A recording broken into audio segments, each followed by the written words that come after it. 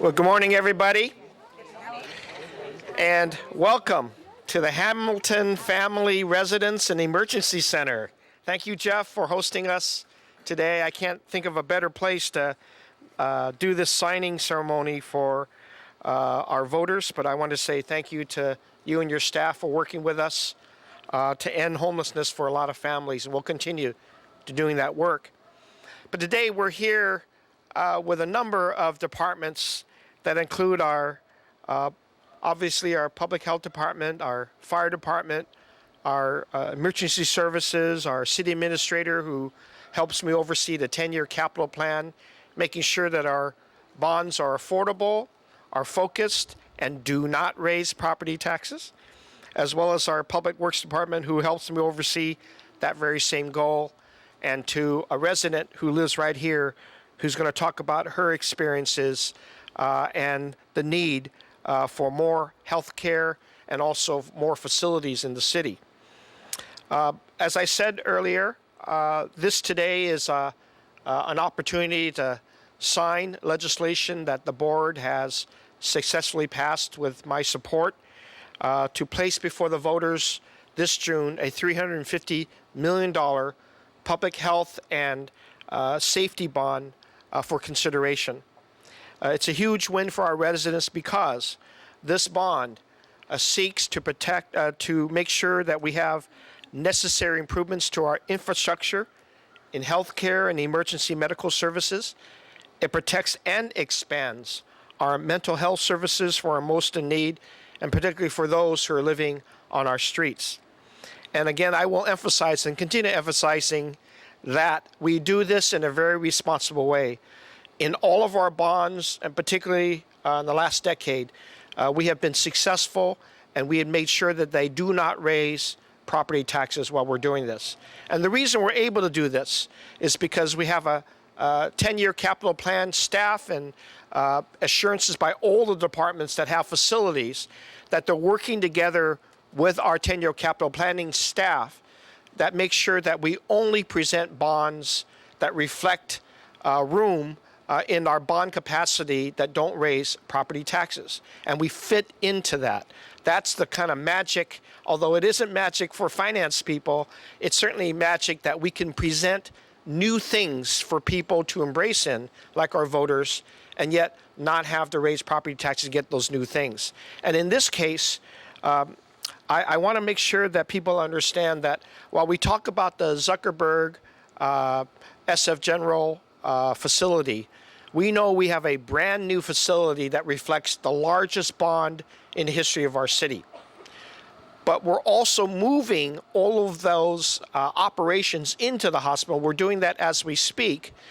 We're leaving a building that is not seismically safe, and we're not interested in demolishing that building. We're interested in making sure that the needs of our public are reflected in the ongoing use of the 1970s era building that we have adjacent to the new hospital. And how do we do that? We need to make it seismically safe. We need to invite the services that we don't have in the new hospital as much as we have and reflect the ongoing needs that we have. Well, ongoing with the leadership of our public health department has been the conversation that we need more mental health facilities. This is where our judges are asking us for more beds. The community asks us to take care of more of our mental health needs in the community, and we want to use the facility that we have and expand those services. At the same time, there's an incredible need to also make sure that we work with our fire department because they are and continue to be the emergency response team that we have whenever something happens in the city. They have also informed us that in addition to supporting more mental health facilities in the city, we need an ambulance response facility able to respond to the day-and-day increased needs that we have. We find ourselves in the community-based fire stations, and particularly those stations that house our ambulances, not to have the facilities that are safe enough for that operation to expand. And I want you to know that They are enthusiastic because more and more, as our fire department and all of us are having an experience where, knock on wood, we have less fires, we increase the calls for medical services. And this is where I've enjoyed the work with our fire department to increase every facility that we have, particularly the ambulance response and particularly the EMT staffing that we've increased over the last few years to respond to the ambulance calls to make sure that we have that capacity. Well, it just so happens that many of our fire stations, we actually have over almost a $600 million need right there to increase and make sure that we have seismically safe firehouses. We can't do it in just one bond and keep the promise of having the bonds not increase property taxes. So we do it in a way in which we can identify what is the most critical and respond to that. And this is what this particular $350 million bond will do, is help a number of critical fire stations, particularly where we house ambulances, and make sure they are safe. We also want to make sure that we respond to the ongoing need, and I know media is here to talk about our ongoing efforts to house more homeless and to make sure that we have facilities that are transitional in nature as we struggle to make sure we're building and rehabilitating permanent housing for our homeless. While we do that, our navigation centers have been very successful, and people want more of that. And this is where we will take the opportunity to place another $20 million of support effort here. And I know the voters will get it when they see and when they have an opportunity to see our navigation centers, that we know that these are more than just shelters. They are a gathering of all of the support services we need to allow people to go back to their homes if that's what their wish is, or to get the best service so that we can transition them into permanent housing that we're building, and that we have places like Hamilton and other places that we are building, but it takes time and takes a lot of money, and we're doing that with bond after bond. We've done that with the $350 million affordable housing bond that we did last year, but it takes time to build all this housing, to find the land, and to make sure that we can build in an affordable way. We have many more ideas, but these are the attributes of this $350 million public health and safety bond that we're placing before the voters this June. We do not have a bond for November, so this is why it's critical to have this before the voters and educate them as to the importance of this particular bond. I will say I'm very proud to work with our general hospital and our public health department, because they have time and time again shown where the need is and where we can respond to that need. But I'm also very enthusiastic about the way that we have built these navigation centers, because Pier 80, but also 16th and Mission are just the examples of what we can do more with public-private partnerships that we've engaged in to help these navigation centers become more than attractions. They are life-saving centers for people who shouldn't be living on our streets and shouldn't be in tent encampments. We want to take them off, but we want to do it the right way. We don't want to move people from corner to corner, from underneath freeway, one location to the other. We want to make sure that they're taken care of and that we have long-term answers and solutions to them. Even those that today resist sometimes our efforts, when they get into the navigation centers, they realize that the humanity that's reflected in the things that we do there are more than inviting. They're life-saving in the long term. This is, and I will continue to say, this is the city of St. Francis. We will never turn our backs on those that are in need. People do come to our city or end up here for many different reasons without the social safety net that they are used to. We have that robustness in our public health department, in our neighborhood clinics, in our fire stations, in their response, and in our navigation centers.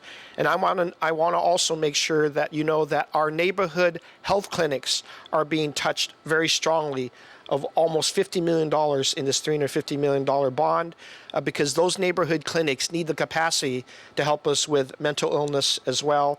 And this is a theme that we are increasingly hearing and responding very effectively by talking with all of our partners, whether in the justice system or in their health system, that mental illness needs more facilities for this to happen, more beds, more treatment centers, and more of the professional care that our public health providers can provide. So I want to say thank you to all of the agencies that are here, reflective of this bond program, including our Mayor's Office of Disabilities too, because they're out there helping us figure out not only facilities but services that we need, along with our public health. I have a special guest speaker today, someone who is living here at the Hamilton Family Residences. Her name is Precious Surya. She's a single mother of 3 children, 8 years old, 5 years old, and 2 years old. And the Surya family has stayed at the Hamilton Family Residences and Emergency Center for the past 4 months. And they did need the services of our emergency care. They're good examples of the kinds of families that we want to help, but also not just help. I know that at some point in time when she knows her family's being taken care of, I know Mrs. Surya will want to also be part of that workforce, the incredible workforce that we're training people to get into the new economy on. Let me introduce to you Miss Precious Surya.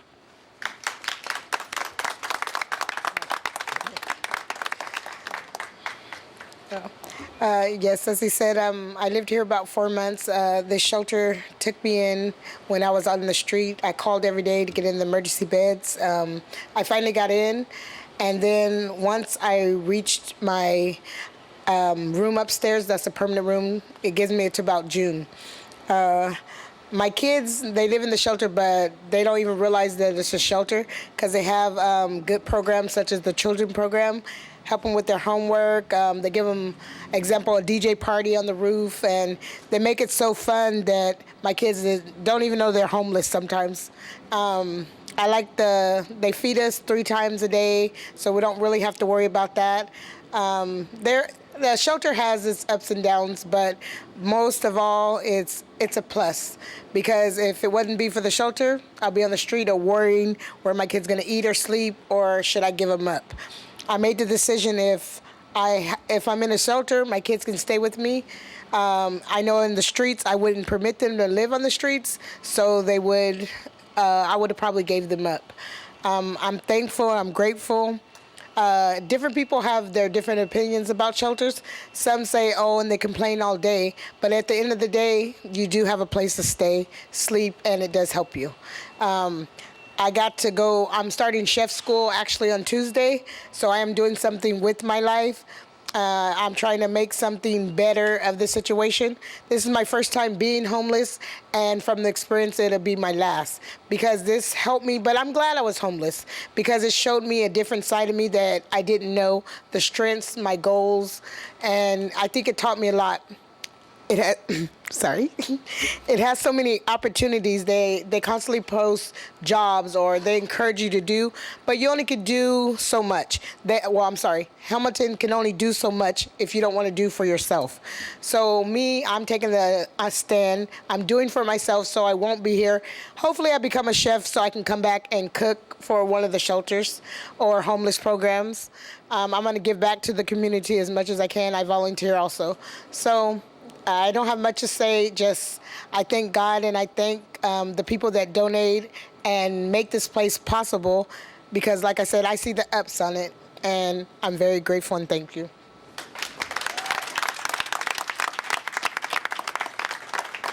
Thank you, Precious, and thank you for everything that you're doing to improve your own life, but also take care of the children that you have. As I said, for this particular bond, I want to make sure you know, if I can simplify it, it'll be with really 3 words.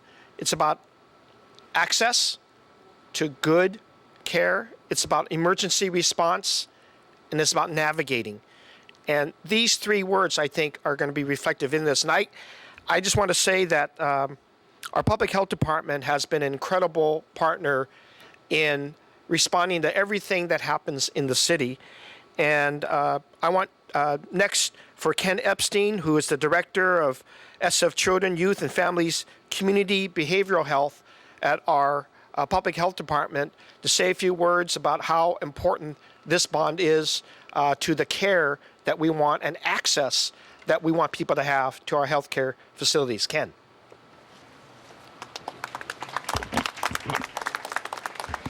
First, I want to say, before I started speaking, Precious told us that her children use San Francisco General Hospital, Mayor. All three children use the hospital, so the connections are quite clear between what we're doing today and our future. And I want to thank the mayor and the city for your support for this incredibly important bond for the residents of San Francisco.